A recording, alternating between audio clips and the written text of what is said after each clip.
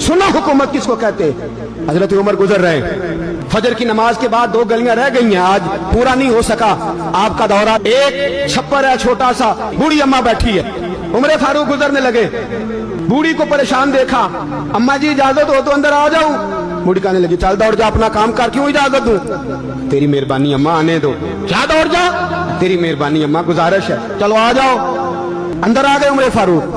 अम्मा क्या परेशानी है, क्या बात? अम्मा कहने लगी खामद इंतकाल कर गया, औलाद अल्लाह ने दी कोई नहीं, मैं गरीब हूँ, 3 दिन से रोटी नहीं खाई, 25 दिनार का कर्जा चढ़ गया है, मुझे उमर फारूक से बड़ी शिकायत है।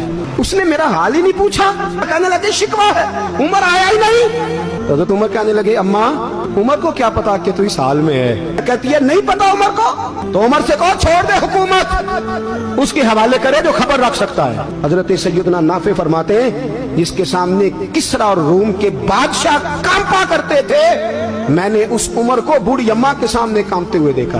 राशादारी है उमर फारूक का। दौड़े गए, 25 दिनार लाए, राशन रख के लाए, रोटियां पकाई, बूढ़ी अम्मा को खिलाई। कहने लगे अम्मा 25 दिनार ले ले और चल, गलती हो गई, उमर को माफ कर दे।